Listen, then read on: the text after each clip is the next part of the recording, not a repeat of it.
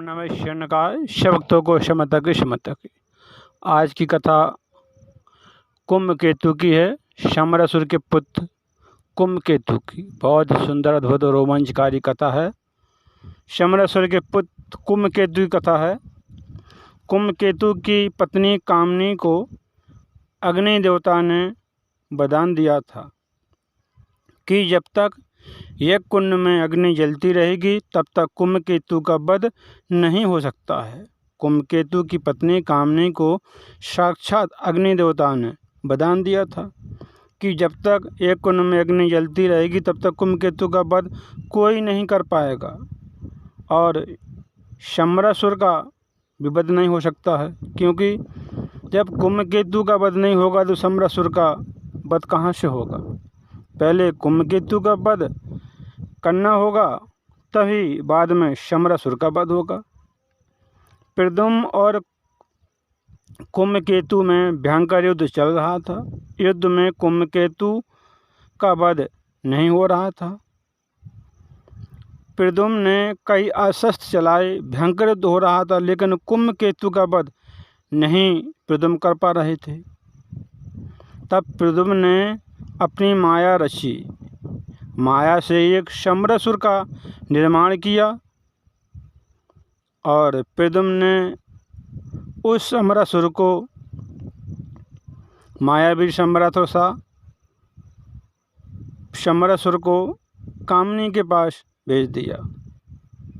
कुंभकेतु की पत्नी कामनी यहाँ पर यज्ञ कर रही थी, जहाँ कामनी हवन कर रही थी, यज्ञ कुंड में आहुति दे रही थी और शमरासुर बोला, हे कामनी पुत्री, तुम्हारा पति का वध हो गया है। मेरे पुत्र कुंभकेतु का संहार कर दिया प्रद्युम्न ने। प्रद्युम्न ने एक के बाद एक मेरे पुत्रों का वध कर दिया। प्रद्युम्न सर्प की तरह मेरे एक के बाद एक कई पुत्रों का वध कर दिया। तब कामनी बोली, पिताश्री महाराज, आप झूठ बोल रहे हैं, ये असंभव है, ये नहीं हो सकता है, ये सत्य नहीं है, आप झूठ बोल रहे हैं। मेरी मांग सुनी कैसे हो सकती है, मैं सुहागन हूँ।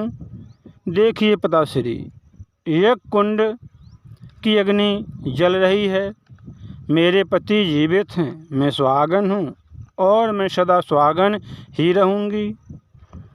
अग्नि देवता ने मुझे वरदान दिया था, मेरे पति को अमर जीवन प्रदान किया था। तब शमरासुर कहता है, शमरासुर बोला, मैं भी सत्य को मानने को तैयार नहीं था, लेकिन सत्य को तो मानना पड़ेगा। लेकिन सत्य तो सत्य है, तुम इन देवताओं के भ्रम में मत आ जाना। कामनी पुत्री, मैं इन देवताओं को भली भांति जानता हूँ। इन देवताओं ने मेरे खिलाफ चाल चली है, मेरे खिलाफ छल किया है, षड्यंत्र किया है। वो कल का बालक आज अजगर बन गया है और मेरे पुत्रों को एक एक कर निकल गया है। मेरे ही कारण तुम्हारे पति को निकल गया है। देवताओं का मेरे साथ छल किया है, देवताओं ने कपट किया है मेरे साथ। तुम देवताओं पर विश्वास मत करना। हे कामनी, तुम देवताओं पर विश्वास मत रखो। शमरासुर के कहने पर, महाराज शमरासुर के कहने पर कामनी ने यज्ञ कुंड की अग्नि बुझा दी। कामनी बोली, अग्निदेव ने मेरे पति को अमृत दिया था, मेरे पति अमर हैं। अग्निदेव, तुम्हारी अग्नि की लपटें मेरे पति की चिता को जलाएंगी, फिर मैं यहाँ तुम्हें क्यों रखूँ।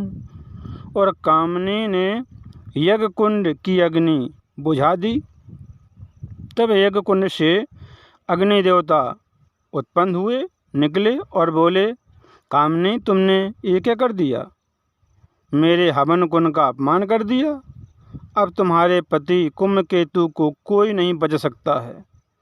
तब कामिनी बोली, अग्निदेव मेरे पति जीवित हैं, तो फिर पिताश्री शम्बरासुर महाराज क्या कह रहे हैं कि तुम्हारा पति मर गया, तुम्हारे पति की मृत्यु हो गई, उसका वध हो गया, प्रद्युम्न ने कर दिया। तब शम्बरासुर जोर जोर से हंसने लगा और अदृश्य हो गया। तब अग्नि देवता बोले, ये सब प्रद्युम्न की माया है, इसलिए तुमने पवित्र यज्ञ को अपवित्र कर दिया है।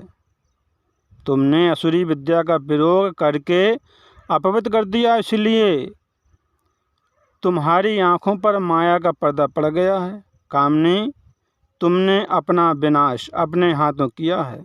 कुम्भकेतु अब युद्ध में शीघ्र ही प्रद्युम्न के हाथों मारा जाएगा। तब कामिनी बोली, प्रद्युम्न की माया मुझे क्यों नहीं दिखाई दी? अग्नि देवता बोले, कामिनी, तुमने पवित्र यज्ञ को अपवित्र कर दिया असुरी विद्या का प्रयोग करके, इसलिए प्रद्युम्न की माया तुमको नहीं दिखाई दी। प्रद्युम्न की माया से तुम भ्रमित हो गई और एक कुंड की अग्नि बुझाकर कुम्भकेतु की मृत्यु निश्चित हो गई। तब कुम्भकेतु और प्रद्युम्न का भयंकर युद्ध हो रहा था और एक कुंड की अग्नि बुझते ही युद्ध में प्रद्युम्न ने कुम्भकेतु का संहार कर दिया, उसका वध कर दिया। कुम्भकेतु का वध हो गया। तब कामिनी बहुत दुखी हुई, रोने लगी पत्नी के शोक में, और कामिनी ने अपने पति की मृत शरीर पर बहुत रोई और दुख व्यक्त किया और भगवान श्री कृष्ण के वंश को श्राप दे दिया कि तुम्हारा भी वंश एक दिन नष्ट हो जाएगा, तुम्हारे वंश का संहार हो जाएगा। कामिनी ने श्राप दे दिया, बहुत दुखी थी। दुख के आवेश में आकर भगवान श्री कृष्ण के वंश को श्राप दे दिया कामिनी ने। मनुष्य अपनों को और परायों को छोड़कर चला जाता है। ये शमशान भूमि, ये जीवन और मृत्यु के बीच खिंची हुई एक सीमा रेखा है। एक और नाशवान ये संसार है, मोह है, माया है। हर वस्तु को पाने की इच्छा है, हर सपने को साकार करने की इच्छा है, आसक्ति है, और दूसरी ओर असीम शांति है, मुक्ति है। कोई इच्छा नहीं है, कोई आशा नहीं है, परम संतोष है। मनुष्य जब शमशान भूमि में आता है और चिताओं पर जीवन के अवशेष भस्म होते हुए देखता है, तो इस अर्थहीन जीवन का रहस्य उसके समझ में आ जाता है और कुछ समय के लिए माया जाल से निकल आता है। आसक्ति की जगह उसके मन में विरक्ति उसे घेर लेती है, संसार से उसका मन उच्चाट हो जाता है। त्याग करने का और संन्यास लेने की भावना उसके मन में घर कर लेती है। जलती हुई लाशों को देखकर उसका मन टूट जाता है। विधाता की इच्छा के बिना कोई किसी को नहीं मार सकता है।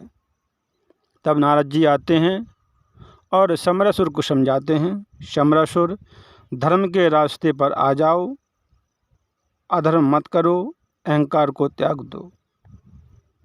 स्वयं को तुम अमर समझते हो और शम्बरासुर कहता है, मैं प्रद्युम्न का वध करूँगा, मैं युद्ध अवश्य लड़ूंगा।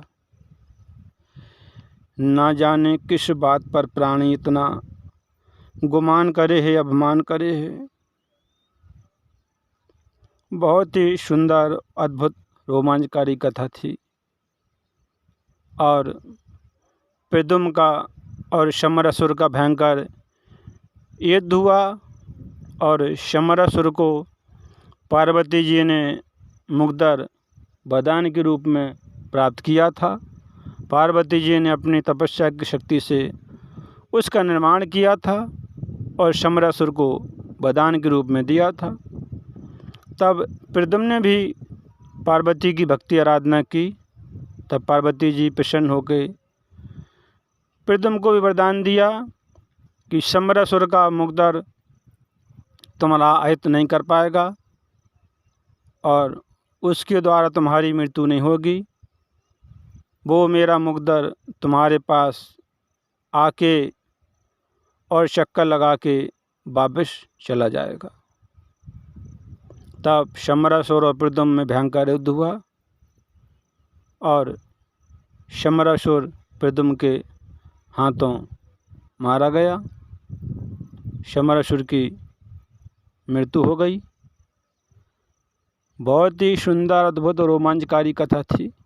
कथा को सुनते रहें, काम करते रहें, मैया का नाम जपते रहें। शिव भक्तों को क्षमा तक।